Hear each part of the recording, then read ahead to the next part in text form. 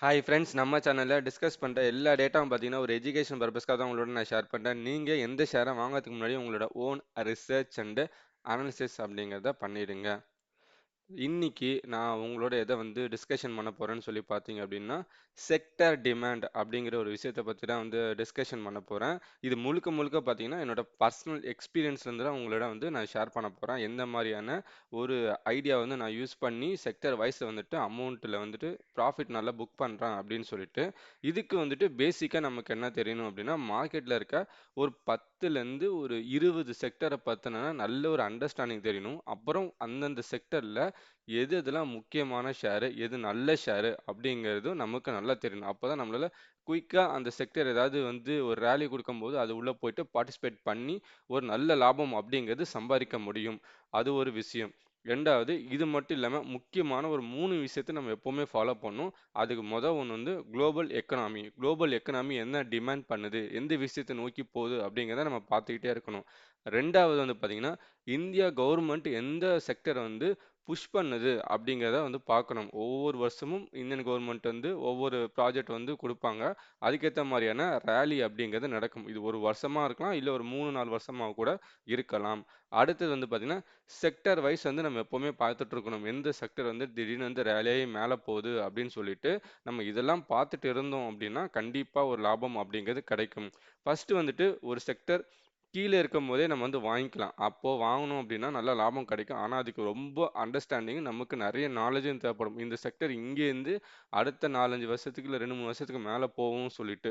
அது ஒரு விஷயம். 2வது அந்த செக்டர் திடீர்னு ரேலி ஆகி போச்சு அப்படின்னா, ஸ்டார்ட்டிங் பாயிண்ட்ல நம்மளால பிடிக்கவே முடியாது. ஏன்னா நம்மலாம் ஒரு ரீட்டெயில் இன்வெஸ்டரா இருக்கனால. ஆனா, ஒரு 3, 4 மாசம் அப்புறம் நம்மளால புரிஞ்சுக்க முடியும். இந்த செக்டர் இதனால மேல போகுது அப்படின்னு சொல்லிட்டு. அப்போ போய் ஒரு பார்ட்டிசிபேஷன் பண்ணோம்னா, மினிமமாவே நம்மளால ப்ராஃபிட் அப்படிங்கிறது ஒரு 50% அப்படிங்கிறது எடுக்க முடியும். அதுக்கு சில எக்ஸாம்பிள்ஸ் எல்லாம் போட்டிருக்கேன். நான் எப்படி பண்ணியிருக்கேன் அப்படிங்கிறதும் போட்டிருக்கேன். பாருங்க, கண்டிப்பா உங்களுக்கு யூஸ்ஃபுல்லாவே இருக்கும். ஃபர்ஸ்ட் ஒண்ணு பார்த்தீங்க அப்படின்னா 2020 கோவிட் டைம் எல்லா செக்டருமே கீழ விழ ஆரம்பிச்சிருச்சு. ஆனா ஃபார்மா செக்டர் மட்டும் பொறுமையா ராலி ஆகி மேல போயிட்டே இருந்துச்சு.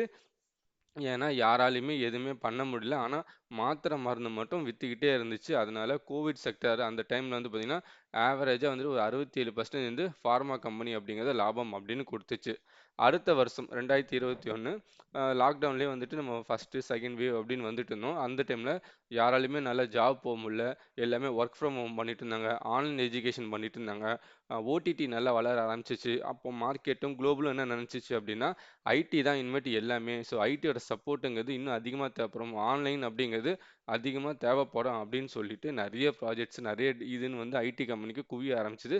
ஐடி செக்டர்லாம் ஒரு ரேலிய குடுக்க ஆரம்பிச்சுச்சு. கரெக்ட்டா ரேலி குடுக்க ஆரம்பிச்சதுலேருந்து 2021 நீங்க பார்த்தீங்கன்னா, ஐடி செக்டர் ஒரு மிகப்பெரிய ஒரு பூம் கொடுத்து, அதன் மூலமா ஒரு நல்ல ரிட்டர்ன் அப்படிங்கிறது எல்லாருக்குமே கிடைச்சிருக்கும்.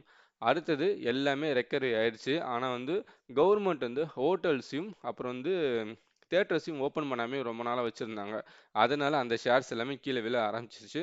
ஆனா, ஒன்ஸ் அது எல்லாமே முடிஞ்சதுக்கு அப்புறமா அதுவுமே நமக்கு ஓப்பன் பண்ணிட்டாங்க. ஓப்பன் பண்ணதுக்கப்புறம் பார்த்தீங்கன்னா, அவ்வளோ நாள் சும்மா இருந்த ஹோட்டல் ஸ்டாக்ஸ்லாம் எல்லா மக்களும் வீட்டுக்குள்ளேயே அடைஞ்சிருந்தவங்க, வெளில போக ஆரம்பிச்சு மிகப்பெரிய ராலி. ஆக்சுவலா பார்த்தீங்கன்னா, ஒரு 200%க்கான நல்ல ராலி குடுத்துச்சு. முக்கியமா lemon tree, ITC, Indian hotel இதெல்லாம் நீங்க எடுத்து பார்த்தீங்கன்னா, இன்னி வரையுமே ஒரு நல்ல ராலி.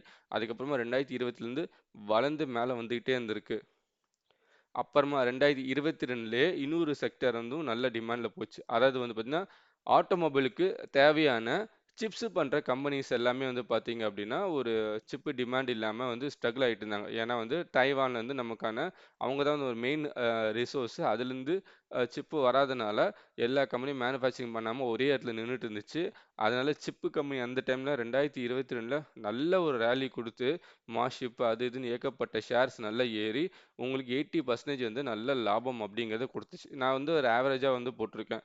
அடுத்தது அந்த சிப்போட பிரச்சனைலாம் முடிஞ்சதுக்கப்புறம் 2023ல பார்த்தீங்கன்னா, சிப்பு கிடைச்சிருச்சு, மேனுஃபேக்சரிங் ஸ்டார்ட் ஆயிருச்சு, ஈவி பூம் ஸ்டார்ட் ஆயிருச்சு. அப்புறம் ஆட்டோமொபைல் ஷேர்ஸ் எல்லாமே ஒரு மிகப்பெரிய ராலி குடுக்க ஆரம்பிச்சிருச்சு. இதுக்கு நான் கிராஃப் எடுத்து உங்களுக்கு போட்டிருக்கேன் பாருங்க எக்ஸாம்பிளுக்காக. இந்த 2022 இந்த இடத்துல பாருங்க, எந்த ஆட்டோமொபைல் கம்பெனியுமே ஒரு ரேலிங்கிறத குடுத்துருக்காது. ஒண்ணு லைட்டா கீழ இறங்கியிருக்கும்.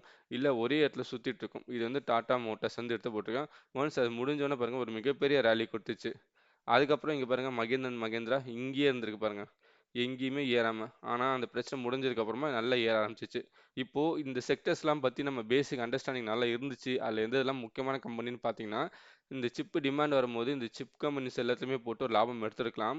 சேம் டைம்ஸ் நீங்க வந்துட்டு அடுத்தது இதனால எந்தெந்த செக்டர்லாம் பாதிக்கும் அப்படிங்கிறது ஒண்ணு புரிஞ்சிருந்ததுன்னா, ஆட்டோமொபைல்ல இந்த மாரி முக்கியமான கம்பெனியான டாடா மோட்டார்ஸ், மகேந்திரா இதுலலாம் நீங்க போட்டு வந்துட்டு வெயிட் பண்ணியிருந்தீங்க அப்படின்னா, ஒண்ணு அந்த சிப்ல முடிஞ்சு அந்த ராலி முடிஞ்சோனே நீங்க அங்க ப்ராஃபிட் புக் பண்ணிட்டு, இங்க வரும்போது இந்த ஷேர்ஸ் எல்லாமே நல்லா ஏற ஆரம்பிச்சிருக்கும். இது மூலமாவும் ஒரு மிகப்பெரிய லாபம் அப்படிங்கிறதும் நமக்கு கிடைச்சிருக்கும். இதெல்லாம் ஒண்ணோடு ஒண்ணு இன்டர்லிங்க் ஆன மாரி.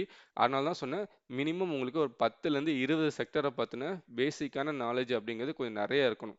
அப்படி இருந்தா மட்டும் தான் நம்மளால இந்த குளோபல் எக்கனாமிய புரிஞ்சுக்கிட்டு, நம்மளால காசு போட்டு குயிக்கா வந்து எடுக்க முடியும். அதுவும் வந்துட்டு ஒரு நல்ல லாபம் அப்படிங்கிறது கிடைக்கும். அடுத்தது வந்து பார்த்தீங்கன்னா, இப்போ இந்த 23ல இந்த பிஎஸ்யூ செக்டர்ஸ் எல்லாமே பயங்கரமா ராலி ஆச்சு. அதில ஃபர்ஸ்ட் வந்து ரயில்வே ப்ராஜெக்ட்ஸ். இந்த ரயில்வே செக்டர் ஏன் ஏறிச்சுன்னா, கவர்மெண்ட் வந்து நெறைய ரயில்வே ப்ராஜெக்ட் வந்து அப்ரூவ் பண்ணிக்கிட்டே வந்தாங்க. அதனால டக்கு டக்குன்னு ஏற ஆரம்பிச்சுச்சு.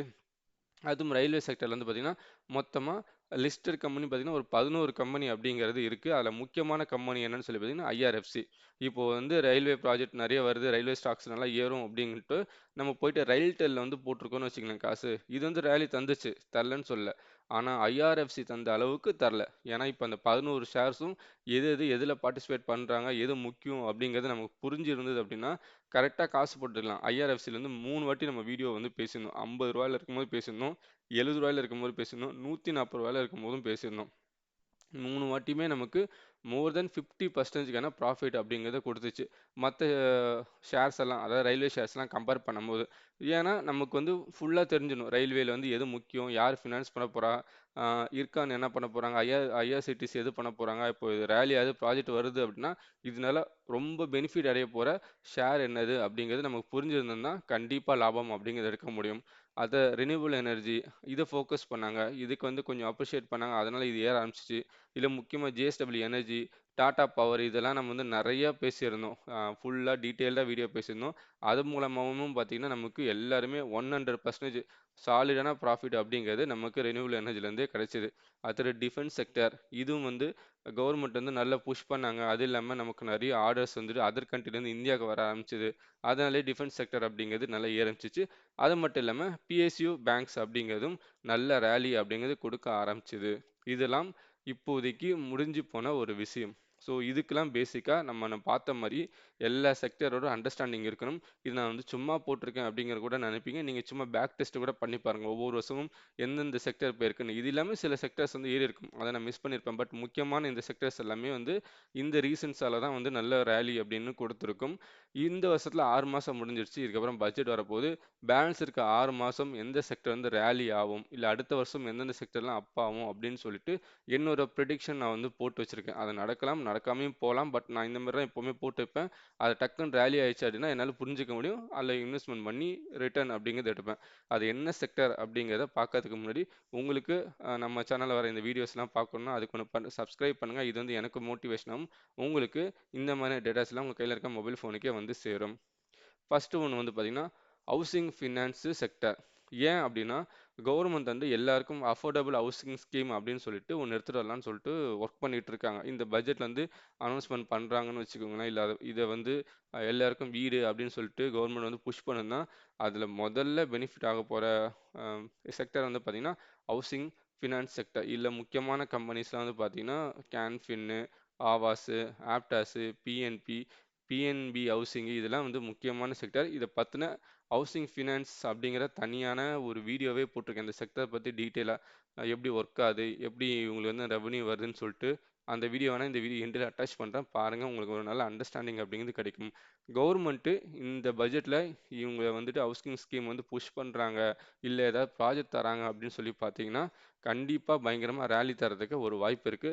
அதுவும் பர்ட்டிகுலரா இப்போதைக்கு பிஇ ரேஷியோ வச்சு பார்த்தீங்கன்னா, கேன்ஃபின் தான் வந்து ரொம்ப கம்மியா வந்து ட்ரேடிங் அப்படின்னு நடந்துட்டு இருக்கு. அடுத்த சாய்ஸ் வந்து பார்த்தீங்கன்னா, எனக்கு பிஎன்பி ஹவுசிங் அப்படிங்கிறத நான் வந்து வச்சிருக்கேன். ஆப்டாஸ், ஆவாஸ் எல்லாமே ஓகே தான். பட் ஸ்டில் இது வந்து பிஇ ரேஷியோ படி கொஞ்சம் கம்மியா இருக்கனால இது வந்து என்னோட பைப்லைன் வச்சிருக்கேன். ஸ்டில் வந்து கவர்மெண்ட் வந்து இதை புஷ் பண்ணா மட்டும்தான் ஏறும். இல்லைன்னா ஏறவே ஏறாது. அடுத்தது வந்து பேங்கிங் செக்டர். அதுவும் பர்டிகுலராக சொல்லணும்னா private banking sector. Private banking sector ஒரே இடத்துல நின்றுட்டு இருக்கு. ஒரு சின்ன ரேலி கூட ரொம்ப பெருசாக தெரில. அதுக்கு ஒரு ரீசன் ரெப்போ ரேட் வந்து இன்க்ரீஸ் ஆகலை. அதாவது யூஎஸோட இன்ட்ரெஸ்ட் ரேட் அப்படிங்கிறது அவங்க வந்து கட் பண்ணாமையே வச்சுருக்காங்க. ஒரு 5 டைமாக பார்த்தீங்கன்னா ஒரே இடத்துல வந்து நின்றுட்டுருக்கு. மேலேயும் போல் கீழேயும் வரல. ஸோ இது வந்து இந்த வருஷம் எண்டில் கட் பண்ணுவாங்க, இன்ஃப்ளேஷனுக்கு அட்ஜஸ்ட் பண்ணுவாங்க அப்படின்னு சொல்லிட்டு எதிர்பார்க்கப்படுகிறது. அப்படி நடந்துச்சு அப்படின்னா ஒரு பேங்க் செக்டார், பிரைவேட் பேங்க் செக்டர்லாம் ஒரு ரேலி தரத்துக்கு ஒரு வாய்ப்பு அப்படிங்கிறது இருக்கும். இது மட்டும் இல்லாமல் ஒவ்வொரு பேங்க்குக்கும் தனிப்பட்ட முறையில் ஒவ்வொரு பிரச்சனை வந்து நம்ம இந்தியன் மார்க்கெட்டில் போயிட்டு இருக்கு. HDFC மெஜர் பண்ணாங்க, அதுக்கப்புறம் இன்னும் பெருசாக பர்ஃபார்மன்ஸ் சரியாக பண்ணல.